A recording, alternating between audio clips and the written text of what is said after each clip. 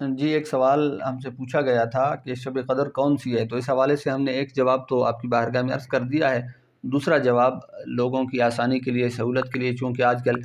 وہ پہلے جیسی نہ محنتیں رہی ہیں، نہ کوششیں اور نہ کاوشیں رہی ہیں، ماحول کے حساب سے میں ایک بات عرض کرنا چاہوں گا کہ شب قدر 27ویں رمضان کی رات ہے۔ اب اس حوالے سے بزرگوں کا کیا کہنا ہے، علماء کا کیا فرمانا ہے کہ علامہ قرطبی رحمۃ اللہ تعالی علیہ تفسیر قرطبی کے اندر آپ ارشاد فرماتے ہیں کہ اس بارے میں علماء کا اختلاف ہے، لیکن جمہور کا موقف یعنی اکثر علماء یہی فرماتے ہیں رمضان شریف کی 27ویں شب ہے، وہی جو ہے وہ شب قدر ہے، اور یہی بات علامہ آلوسی رحمۃ اللہ تعالی علیہ نے روح المعانی کے اندر لکھی۔ اور یہاں اس بات کو میں مزید پختہ کرنا چاہوں گا، حضرت ذر رضی اللہ تعالیٰ عنہ نے حضرت ابی بن کعب رضی اللہ تعالیٰ عنہ صحابی رسول علیہ الصلوۃ والسلام ان سے پوچھا اور ان سے یہ بات کہی کہ حضرت عبداللہ ابن مسعود جو کہ صحابی رسول ہیں، فرمایا کہ حضرت عبداللہ ابن مسعود رضی اللہ تعالیٰ عنہ کو میں نے یہ فرماتے ہوئے سنا کہ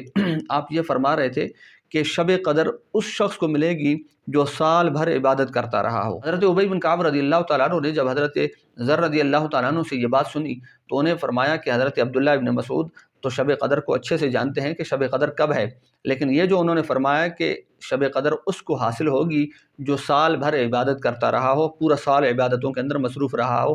گناہ کرنا یا نہ کرنا یہ ایک الگ بات ہے، لیکن پورا سال وہ عبادتوں کے اندر مصروف رہا ہو۔ تو حضرت ابی بن کعب فرماتے ہیں حضرت عبداللہ ابن مسعود بہت اچھے سے جانتے تھے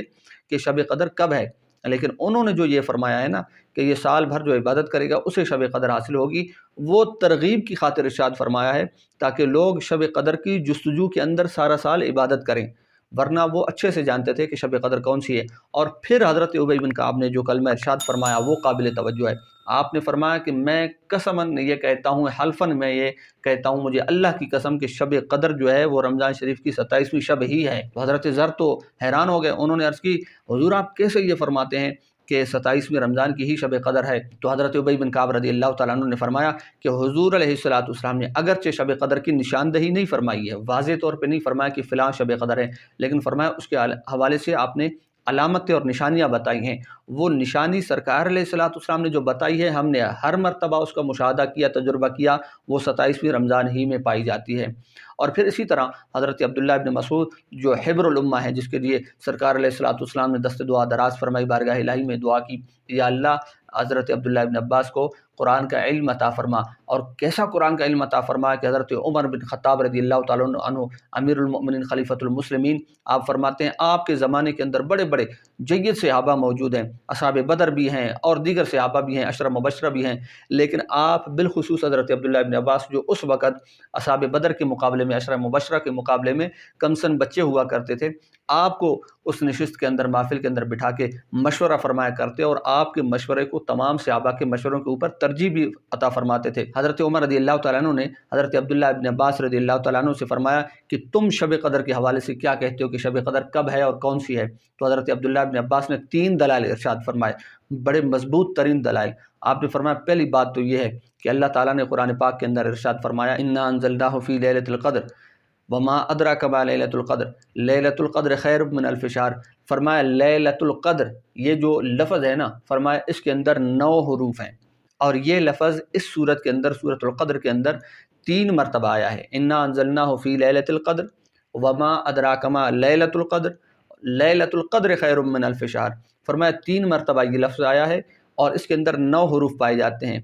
9 کو اگر 3 سے ضرب دو تو 27 بنتے ہیں۔ فرمایا اسی سے ثابت ہوا کہ شب قدر جو ہے وہ رمضان شریف کی 27ویں شب ہے۔ اور پھر آگے چلیے، فرمایا یہ پہلی دلیل ہو گئی۔ دوسری دلیل کیا ارشاد فرماتے ہیں؟ فرمایا دوسری دلیل یہ ہے کہ انا انزلناہ فی لیلۃ القدر، یہ جو صورت ہے اس کے اندر جو الفاظ ہیں نا، انا انزلناہ فی لیلۃ القدر، تو ان کو اگر آپ گننا شروع کر دیں تو آخر صورت تک اس کے اندر 30 حروف بنتے ہیں۔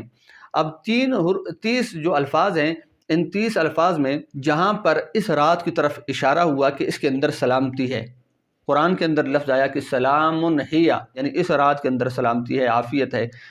جہاں پر یہ حکم ہوا کہ سلام ہی اس رات کے اندر، تو ہی ضمیر جہاں پہ لفظ آیا ہے نا اس کے اندر یعنی اس رات کے اندر، تو وہاں پہ جب وہ لفظ آیا ہے اگر آپ گننا شروع کر دیں الفاظ کو شروع سے، تو یہاں پر جو یہ لفظ آیا نا ہیا کا، یہ 27ویں نمبر پر آیا ہے۔ تو اس سے بھی ہمیں اللہ تعالیٰ کی طرف سے یہ اشارہ ملا کہ یہ رات یعنی شب قدر کی رات جو ہے یہ 27ویں شب ہے رمضان شریف کی۔ اور پھر فرمایا کہ تیسری دلیل یہ ہے، اللہ تعالیٰ کو 7 کا عدد جو ہے بہت محبوب ہے، بہت پسند ہے۔ آپ دیکھیں کہ زمینیں کتنی ہیں، 7 ہیں، آسمان کتنے ہیں، 7 ہیں۔ اسی طرح بیت اللہ شریف کا طواف کیا جاتا ہے، چکر لگائے جاتے ہیں، 7 لگائے جاتے ہیں۔ فرمایا صفا و مروہ کے درمیان جب دوڑ اور سعی کی جاتی ہے تو کتنے، 7 مرتبہ۔ فرمایا رمی جمار کیا جاتا ہے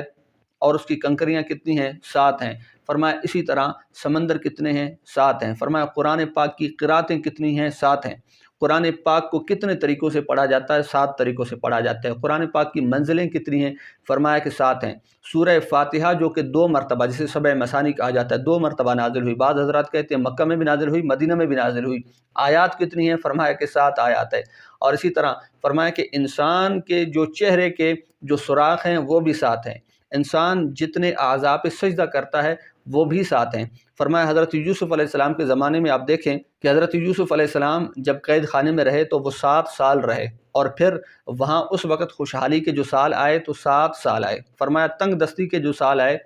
وہ بھی 7 سال آئے۔ پھر اسی طرح مزید دیکھیے کہ انسان کی تخلیق، پیدائش کے جو مراحل ہیں وہ بھی 7 مراحل ہیں۔ اور انسان، قرآن پاک کے اندر جو ذکر ہوا کہ انسان کو رزق دیا جاتا ہے جن دانوں سے، تو فرمایا کہ وہ 7 قسم کے دانے قرآن پاک کے اندر ذکر ہوئے، وہ بھی 7 ہیں۔ اسی طرح جہنم کے دروازے جو ہیں وہ 7 ہیں، اس کے نام 7 ہیں۔ اصحاب کہف قرآن پاک کے اندر سورۃ الکہف کے اندر ان کا تذکرہ آیا، وہ بھی 7 ہیں۔ الغرض بہت سی ایسی چیزیں ہیں کہ ان کو اگر شمار کیا جائے تو عدد جو ہے وہ 7 کا بنتا ہے۔ تو حضرت عبداللہ بن عباس رضی اللہ تعالیٰ عنہ نے تیسرا حوالہ، تیسری دلیل ارشاد فرمائی کہ اس سے یہ بھی پتہ چلتا ہے کہ اللہ تعالیٰ کا چونکہ محبوب ترین عدد جو ہے وہ 7 ہے،